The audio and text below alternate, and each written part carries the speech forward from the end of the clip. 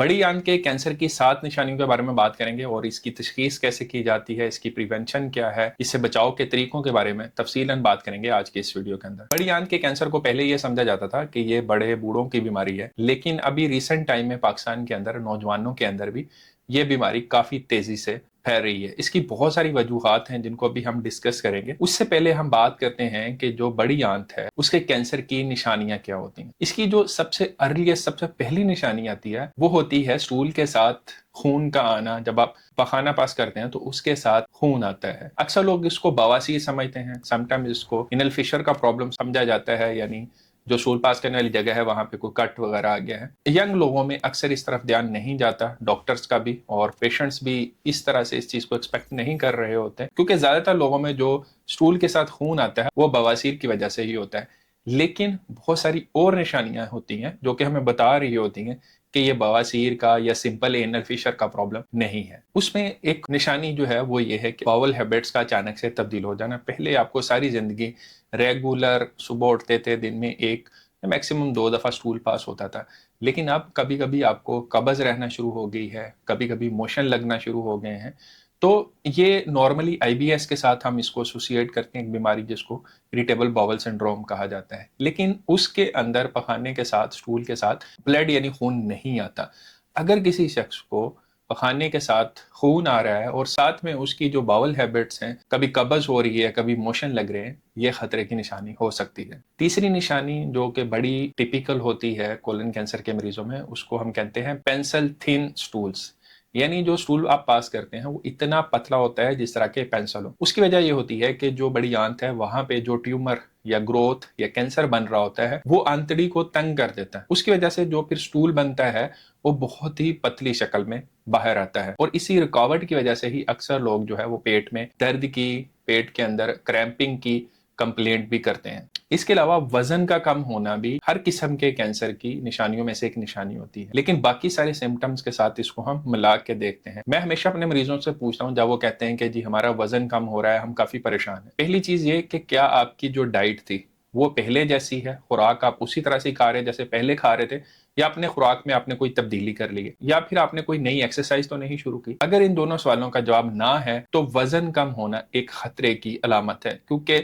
बगैर किसी डाइट के, बगैर किसी एक्सरसाइज के अगर आपका वजन कम हो रहा है तो ये डेफिनेटली किसी सीरियस बीमारी की अलामत है। छठी अलामत जो बड़ी आंत के कैंसर के लोगों में देखी जाती है वो बहुत ज्यादा थकावट होना। उसकी वजह ये होती है कि जब बहुत ज्यादा ब्लीडिंग, खून बहता है तो उससे फिर खून की कमी होती है, और खून की कमी से फिर थकावट का होना और सांस का फूलना, ऐसी अलामत आती हैं। एक और अलामत जो अक्सर लोग कंप्लेन करते हैं कि जब वो स्टूल पास कर लेते हैं उसके बाद भी उन्हें लगता है कि स्टूल सही तरह से पास नहीं हुआ। अच्छा, इनमें से जो मैंने 7 अलामत बताई हैं ये बहुत सारी बीमारियों के अंदर हो सकती हैं, इसलिए जो सबसे इंपॉर्टेंट अलामत है, खून का आना, वजन का कम होना, थकावट का होना, और अगर पेंसिल थिन स्टूल्स आ रहे हैं, तो ये अगर अलामत किसी शख्स के अंदर इकट्ठी आ जाती हैं तो बहुत हाई चांस हो जाता है कि उसके अंदर कोलन कैंसर है।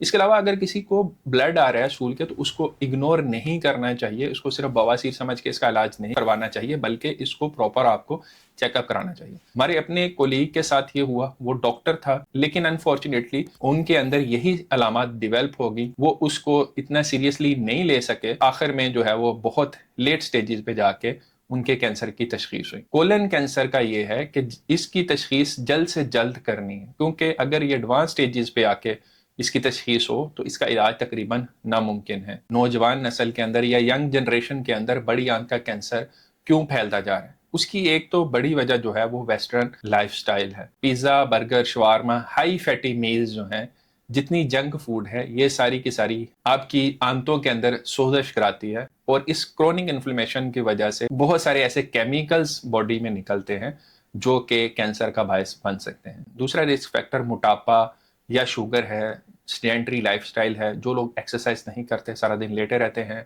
या जिनको शुगर है और उनका वजन भी बढ़ा हुआ है, तो ऐसे लोग भी हाई रिस्क ग्रुप में आते हैं। इसके अलावा फैमिली जैसी जिन लोगों के खानदान में कैंसर का प्रॉब्लम ज़्यादा होता है, उनके अंदर भी ये प्रॉब्लम होने के चांसेस बाकी लोगों की निस्बत काफ़ी ज़्यादा होते हैं। इसके अलावा सिगरेट नोशी, रेड मीट का बहुत ज़्यादा इस्तेमाल करना, और नाइट्रोसामीन जो कि आपको बारबेक्यू खानों से, या ऐसे खाने जो कि ज़्यादा जले हुए हों, ज़्यादा पके हुए हों, वहां से मिलते हैं, उनकी वजह से भी बड़ी आंत के कैंसर होने के चांसेस بڑھ جاتے ہیں۔ میں یہ نہیں کہہ رہا کہ ان میں سے اگر آپ کے اندر کوئی رسک فیکٹر ہے تو آپ کے اندر جو ہے وہ خدا نخواستہ بڑی آنت کا کینسر ہو سکتا ہے، لیکن چانسز جو ہیں وہ بہت زیادہ بڑھ جاتے ہیں۔ ایسے لوگوں کو زیادہ احتیاط کی ضرورت ہوتی ہے، اور خاص طور پر اگر جو میں نے سمٹمز بتائے ان میں سے کوئی علامات ان کے اندر آ جائیں تو ان کو فوراً ڈاکٹر کو چیک کرانا چاہیے۔ اب اگر کسی کے اندر یہ علامات آتی ہیں تو اس کو کیا کرنا ہے؟ سب سے پہلے تو اسکریننگ کرانی ہے۔ ایک تو ہم اسٹول کا اکلٹ بلڈ ٹیسٹ کر سکتے ہیں۔ اگر اسٹول کے اندر بلڈ نہیں آپ کو واضح طور پہ نظر آ رہا اور وزن کم ہو رہا ہے اور جو آنتڑیوں کی موٹیلٹی ہے وہ خراب ہے، تو ہم پھر اسٹول اکلٹ بلڈ ٹیسٹ کر لیتے ہیں۔ اس مائکروسکوپ کے ذریعے دیکھتے ہیں کہ کہیں اسٹول کے اندر کوئی بلڈ تو نہیں آ رہا۔ اس کے علاوہ کولونوسکوپی ایک ایسا ٹیسٹ ہے جس میں کیمرے کے ذریعے سے بڑی آنت کا معائنہ کیا جاتا ہے، یہ دیکھنے کے لیے کہ وہاں پہ کوئی کینسرس گروتھ یا ٹیومر تو نہیں بنا ہوا۔ تو اس لیے جن لوگوں میں سمٹمز ہیں ان کی ارلی سکریننگ جتنی جلدی کی جا سکے وہ بہتر ہے، کیونکہ ارلی سٹیجز پہ اگر ہم اس کو ڈیٹیکٹ کر لیتے ہیں تو پھر اس کا علاج جو ہے وہ ممکن ہے۔ اس سے بچنے کا طریقہ کیا ہے؟ اس سے بچنے کے لیے یہ ہے کہ اپنی ڈائٹ کو ٹھیک رکھیں، پھلوں سبزیوں کو زیادہ رکھیں اپنی ڈائٹ کے اندر، جنک فوڈ کو کم سے کم رکھیں، ہائی فائبر ڈائٹ کا آپ زیادہ استعمال کریں، وہ بھی آپ کو پھلوں سبزیوں دالوں سے بھی مل جاتے ہیں۔ اس کے علاوہ میں اکثر بتاتا رہتا ہوں کہ چیا سیڈ سے، تخم ملنگا سے، یا پھر اسبگول سے، یا السی کے بیجوں سے، ان کے استعمال سے بھی اپنے فائبر کے انٹیک کو آپ بڑھا سکتے ہیں۔ سلاد کو اپنی ڈائٹ کے اندر لے کے آئیں، پھلوں سبزیوں اور دالوں کو اپنی ڈائٹ کے اندر رکھیں۔ جو بڑا گوشت ہے، ریڈ میٹ ہے، اس کا استعمال کم سے کم کریں، کیونکہ ایک تو اس کے اندر جو فیٹ ہے وہ بھی انڈیپینڈنٹلی بڑی آنت کے کینسر کا ایک بڑا رسک فیکٹر ہے۔ اس کے علاوہ واک کریں، ایکسرسائز کریں۔ اگر کوئی رسک فیکٹرز ہیں جیسے کہ شوگر ہے، موٹاپا ہے، اس کو کنٹرول کرنے کی کوشش کریں۔ اگر یہ آپ ساری چیزوں پہ عمل کریں گے تو کینسر ہونے کے چانسز بہت ہی کم ہو جاتے ہیں۔ تو دوستو، اگر کسی کو اسٹول پخانے کے اندر خون آ رہا ہے، اس کا چلنے پھرنے پہ سانس پھول رہا ہے، بغیر کسی ڈائٹنگ ایکسرسائز کے وزن کم ہو رہا ہے، اور اسٹول کی ہیبٹس جو ہیں وہ تبدیل ہو رہی ہیں، اور خاص طور پہ ایسے لوگ جن کی عمر 40 پلس ہے اور پہلے ان کو ایسا کوئی پرابلم نہیں ہوا تھا، تو ان کو اپنے ڈاکٹر کو فوراً چیک کروانا چاہیے، کیونکہ صحیح تشخیص جو ہے وہ آپ کی جان بچا سکتی ہے۔ امید ہے اس ویڈیو سے آپ کو کافی یوزفل انفارمیشن ملی ہوگی۔ اگر ویڈیو اچھی لگی ہے تو اس کو لائک کریں، دوستوں کے ساتھ شیئر کریں۔ اس طرح کی مزید ویڈیوز کو دیکھنے کے لیے چینل کو سبسکرائب بھی کریں۔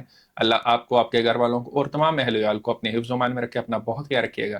اللہ حافظ۔